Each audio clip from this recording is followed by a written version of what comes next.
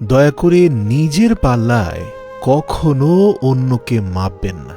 দেখুন, আপনি জানেন বিড়াল থেকেও বাঘ বেশি ভয়ঙ্কর, কিন্তু ইঁদুরের বিবেচনায় বাঘের থেকেও বিড়াল বেশি ভয়ঙ্কর। সুতরাং আপনার নিজের মনোভাবের মাপকাঠিতে অন্যকে মাপতে যাবেন না।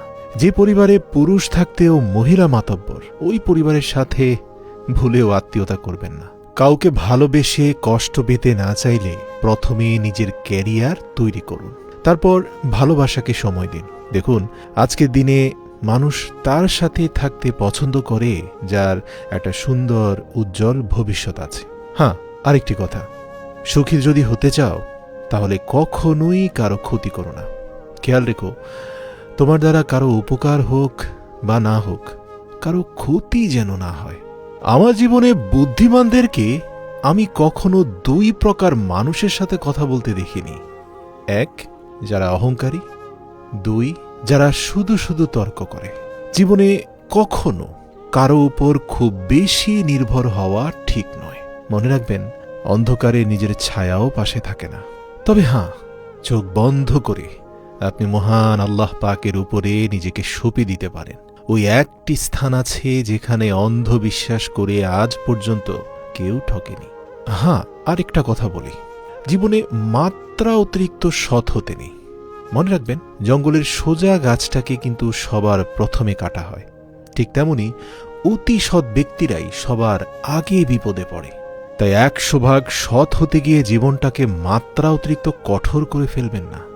মনে রাখবেন, মানুষ যদি ছোটখাটো ত্রুটি বিচ্যুতি করে মহান আল্লাহর কাছে ক্ষমা না চাইত, তাহলে মহান প্রভু এই পৃথিবী থেকে মানুষের বদলে অন্য কোনো সৃষ্টি পাঠাতো যারা কিছুটা ছোটখাটো ভুল ত্রুটি করে আবার ক্ষমা চাইত।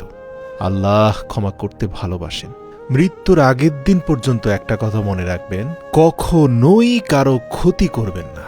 কারো ক্ষতি করার আগে মনে রাখবেন, তার কান্নার প্রতিটা ফোঁটার হিসাব আল্লাহ আপনার কাছে চাইবে। একদম মনটাকে পরিষ্কার রাখুন ভাই, কারণ শেষ হিসেবটা অর্থের নয়, কর্মের হবে। ছোট ছোট ভুল থেকে শিক্ষা নিতে শিখুন। মনে রাখবেন, হোঁচট সবসময় ছোট ছোট পাথরের সাথে লাগে, পাহাড়ের সাথে নয়। জীবনে ভালো থাকতে চাইলে 5টি কথা মেনে চলুন।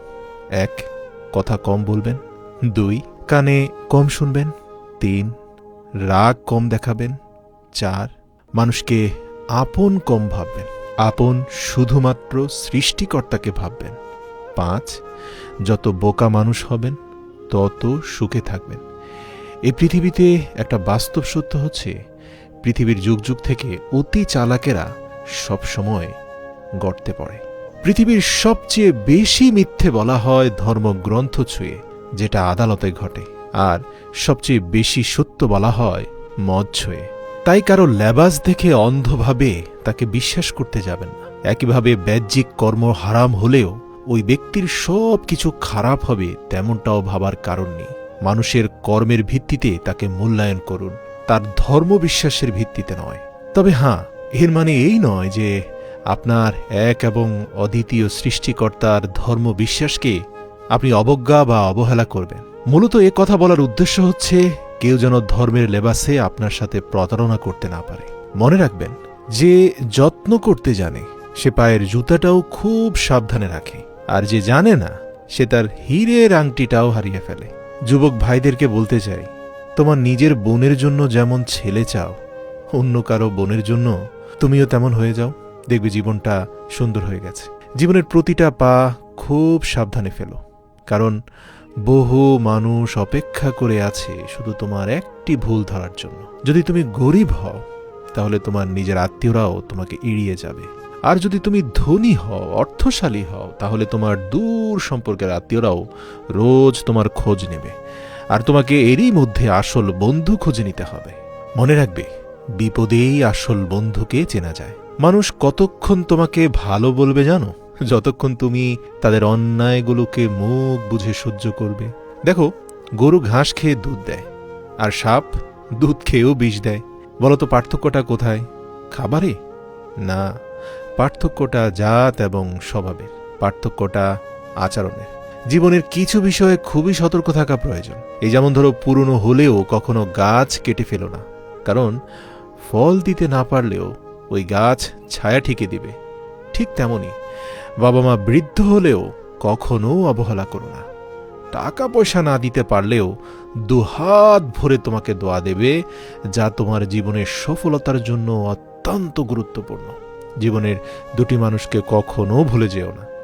এক, সেই ব্যক্তি যিনি তোমায় সফল করার জন্য সব কিছু হারিয়েছেন, তিনি হচ্ছেন তোমার বাবা।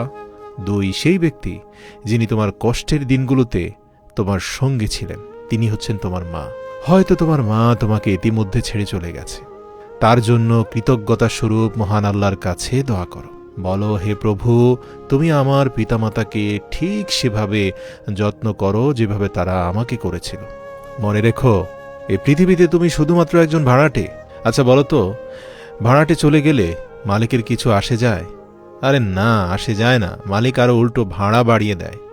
তোমার চলে যাওয়াতেও এই পৃথিবীর কারও কিচ্ছু আসে যাবে না। বিষ পেটে গেলে আমাদের জীবন শেষ হয়ে যায়, আর বিষাক্ত কথা কানে গেলে সম্পর্ক শেষ হয়ে যায়। তবে পার্থক্য কি জানো? খাবারের বিষ একজনকে মারে, কানের বিষ পুরো পরিবারকে মারে। যারা গুছিয়ে মিথ্যে কথা বলতে জানে, সমাজে তারাই সবার প্রিয়জন হয়ে থাকে। মনে রেখো, ক্ষুধার্ত পেট, খালি পকেট, ভাঙার হৃদয় তোমাকে যা শিক্ষা দেয়, পৃথিবীর কোনো বই, কোনো ইউনিভার্সিটি তোমাকে তা শিখাতে পারবে না। বর্তমানে মানুষ সত্যবাদীকে বলে বোকা আর মিথ্যাবাদীকে বলে বুদ্ধিমান।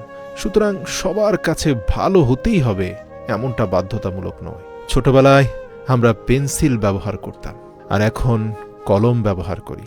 এ থেকে একটা বড় শিক্ষা কি জানো? কারণ ছোটবেলার ভুলগুলো সংশোধনযোগ্য ছিল রাবার দিয়ে, কিন্তু বড়বেলার ভুলগুলো চাইলেও সংশোধন করা যায় না।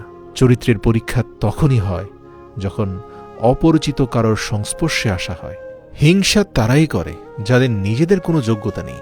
সম্মান হলো আয়নার মতো, তুমি অন্যকে যত বেশি সম্মান দেবে, তার থেকে অনেক বেশি সম্মান তুমি তাদের থেকে ফিরে পাবে।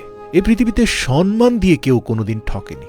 আরেকটা কথা বলি, অনেক ভাইরা হতাশ হয়ে যান যে আমাকে সবাই কেন বুঝতে পারে না, কেন আমার প্রেক্ষাপট, আমার অবস্থান মানুষ উপলব্ধি করে না।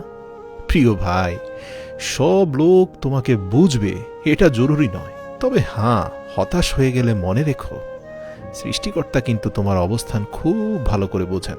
দাড়িপাল্লা ওজন বলতে পারে, কিন্তু কোয়ালিটি নয়।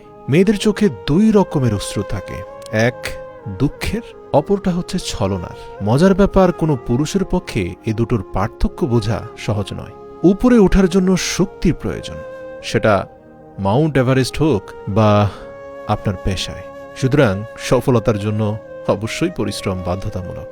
যারা আমার সমালোচনা করো, তাদের উদ্দেশ্যে আমি বলতে চাই, আমার যদি কোনো ভুল হয় তাহলে সেটা অন্যের কাছে সমালোচনা না করে আমাকেই জানিও।